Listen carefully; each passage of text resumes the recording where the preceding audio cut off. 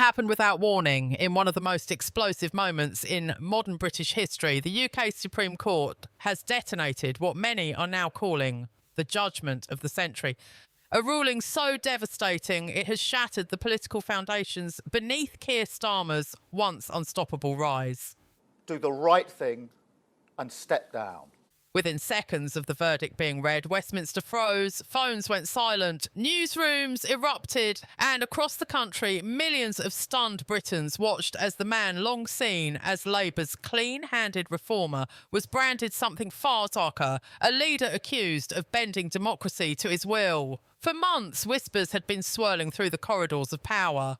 Rumours of executive overreach, secret legal orders and quiet manoeuvres behind closed doors. But few believed it could ever reach this point. Few imagined the highest court in the land would intervene. Yet this morning, in a judgment both surgical and scathing, the Supreme Court declared Starmer's use of constitutional privilege unlawful. Not questionable, not controversial, unlawful.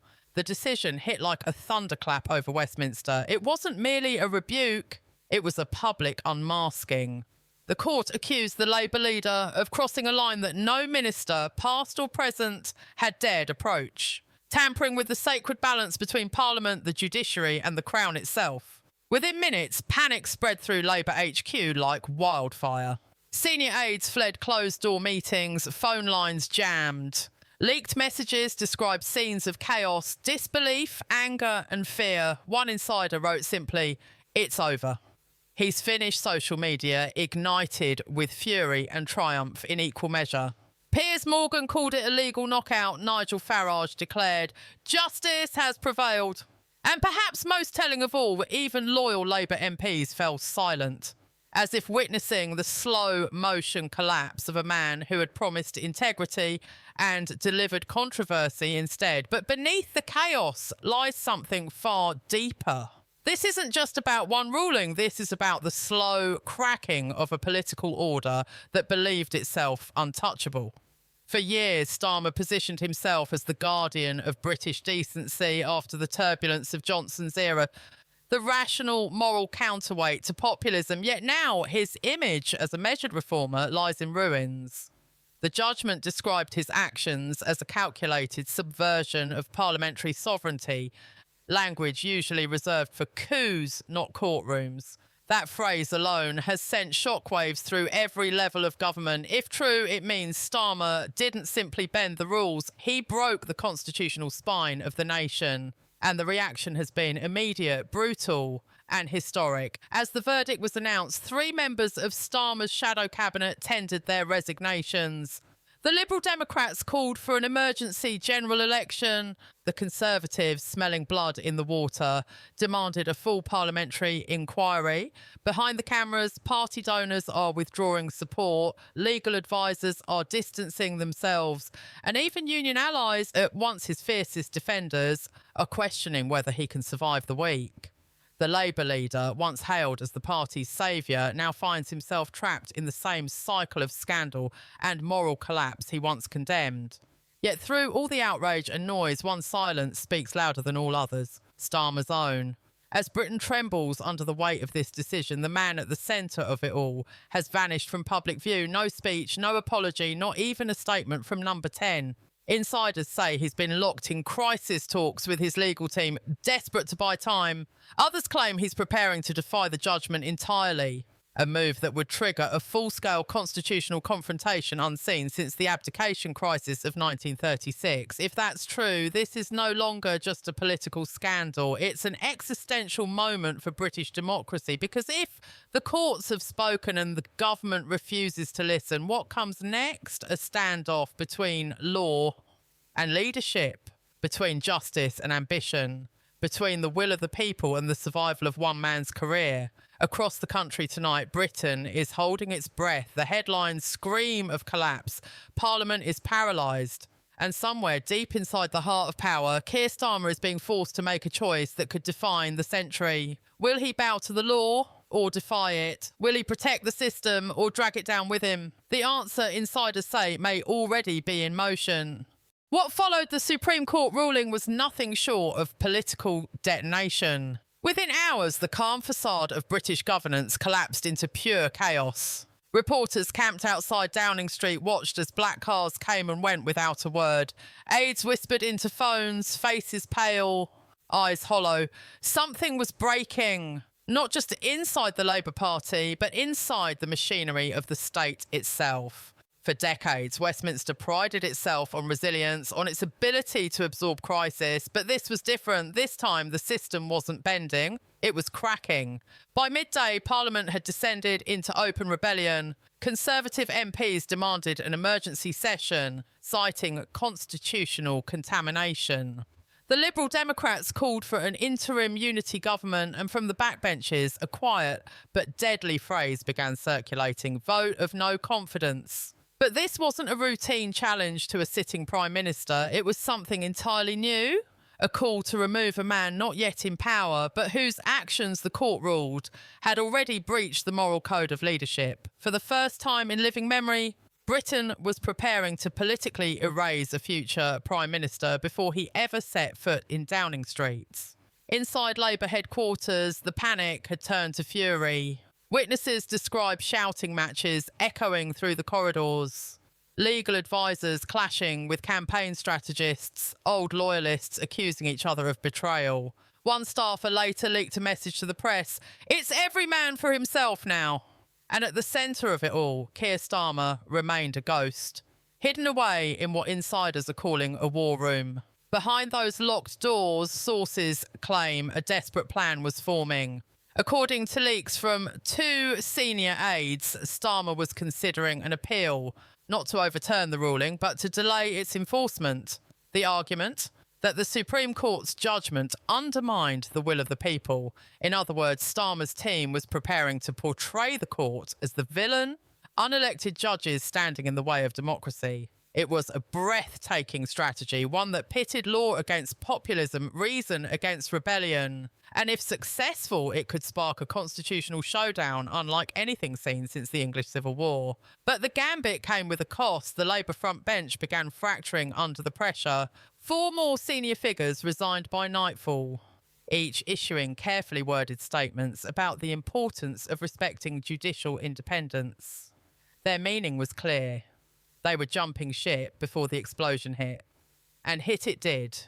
By evening, new evidence surfaced. Documents leaked from within Starmer's own legal advisory circle.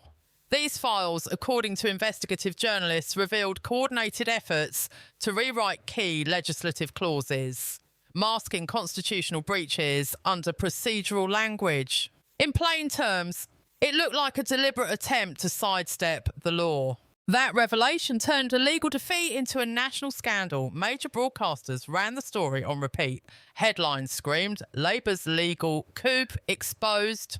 Across social media, fury boiled over. Hashtags calling for Starmer's resignation trended globally within hours. Protesters began gathering outside Parliament, chanting for accountability, waving Union Jacks, and holding signs that read, "Democracy, not dictatorship."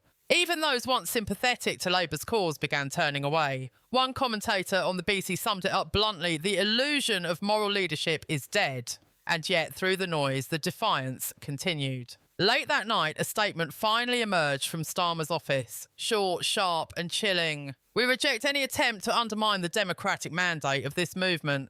The people decide Britain's future, not unelected elites." It was a declaration of war in all but name. The message was clear. Starmer would not yield. He would fight the ruling, the backlash, and even the Constitution itself, if necessary. His allies called it courage. His critics called it madness. Either way, Britain had crossed a line. Because now, the confrontation wasn't just political. It was existential. The judiciary, the monarchy and Parliament were now on a collision course, and no one knew who would blink first. Behind the scenes, senior civil servants began meeting in secret, contingency plans were being drafted, and whispers spread that the palace itself was watching closely. King Charles, usually silent on political affairs, had reportedly requested a private constitutional briefing. For the monarch to even intervene hinted at something unthinkable, that the crisis had pierced the very heart of the Crown's stability. As dawn broke over London, the nation found itself staring into a constitutional abyss. Democracy stood trembling, the rule of law hanging by a thread, and at the centre of it all, one man refusing to fall. Keir Starmer, the reformer turned rebel, was standing against history itself. But the question now haunting Westminster was simple and terrifying. If the law cannot stop him, who will? Britain was no longer the same country. What began as a courtroom verdict had mutated into a full-scale constitutional crisis. Television anchors spoke in hushed tones, journalists broadcast from outside barricaded government buildings, and rumours flooded the air like smoke before a fire. Parliament was gridlocked, the courts were under siege, protesters filled Whitehall, their chants echoing across the Thames. We are the people, restore the rule of law. But inside the corridors of power, something even more dangerous was unfolding. A fogging fear. For the first time in decades, MI5 had been briefed on what officials called a domestic stability threat. Sources confirmed that intelligence officers were now monitoring irregular communications between members of Starmer's inner circle. Whistleblowers had emerged, revealing files that painted a picture not of confusion, but of conspiracy. Secret legal task forces, undisclosed briefings, and coded directives designed to manipulate parliamentary oversight. The documents hinted at a chilling possibility that the plan to override democratic checks had been in motion long before the Supreme Court ruling, a shadow operation designed to centralise power and neutralise opposition. When this revelation hit the press, the country erupted. Even Labour loyalists were horrified. The BBC called it a betrayal of Britain's moral contract. Sky News simply headlined, "The coup that never needed guns." As public outrage grew, Starmer's remaining allies began to fracture. One by one, his advisers resigned. Those who stayed behind described the atmosphere inside Labour HQ as siege-like. Lights burned through the night, security was tightened, access was restricted, every conversation was monitored. The once proud headquarters of Britain's oldest party now felt like a bunker on borrowed time. But Starmer, according to insiders, refused to surrender. Late that night, under heavy security, he convened a secret meeting with his closest remaining loyalists. No press, no phones, no minutes. Only whispered vows and desperate plans. Those who were present later described a man transformed. Not calm, not contrite, but burning with rage. "They think they can bury me with a ruling," he allegedly said. "I am the mandate. I am the people's voice." It was the declaration of a leader cornered and ready to drag the nation into the abyss with him. Outside those walls, the state began to act. The Attorney General ordered a formal investigation into Starmer's conduct. The Home Office prepared contingency protocols for civil unrest. Buckingham Palace issued a rare private communique to Parliament urging constitutional restoration without delay. That single phrase, like constitutional restoration, spread like wildfire through Westminster. Everyone knew what it meant. The Crown had spoken. The monarchy, the courts, and the people were now aligned against one man's defiance. It was no longer a political dispute, it was an intervention. And then came the moment Britain will never forget. Just after midnight, reporters confirmed that Parliament would convene an emergency session at dawn. The agenda, a cross-party motion declaring Keir Starmer unfit for public office and demanding his immediate removal as leader of the opposition. In the space of 1 week, the man once destined for Downing Street was facing political extinction. Overnight, Labour's approval ratings collapsed to historic lows. Donors fled. Constituency offices went dark. Even his closest allies admitted privately that there was no path back. "He broke the machine," one MP whispered, "and now the machine is breaking him." As the sun rose over London, the city was eerily quiet. The calm before the storm.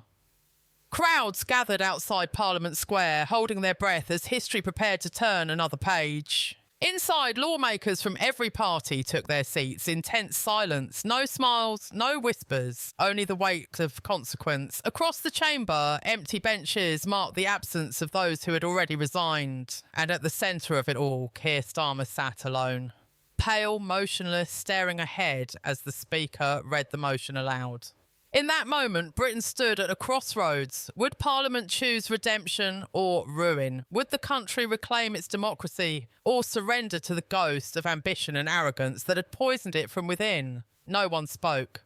The vote began. One by one, voices echoed through the hall. Aye, aye, aye. Each word striking like a hammer against the remnants of power. By the time the final count was read, it was over. The motion passed with overwhelming support. The verdict of the court had become the verdict of history. Keir Starmer's political life extinguished in a single breath. Outside, the crowd erupted. Some cheered, others wept. Britain had survived another storm, but the scars would linger for generations. The constitutional order had held, barely. The monarchy had intervened, the courts had spoken, and Parliament had reclaimed its authority. Yet beneath the relief lay a deeper question, one that no ruling, no vote, and no speech could answer. If democracy itself can come this close to collapse, what happens next time, and who will rise to stop it?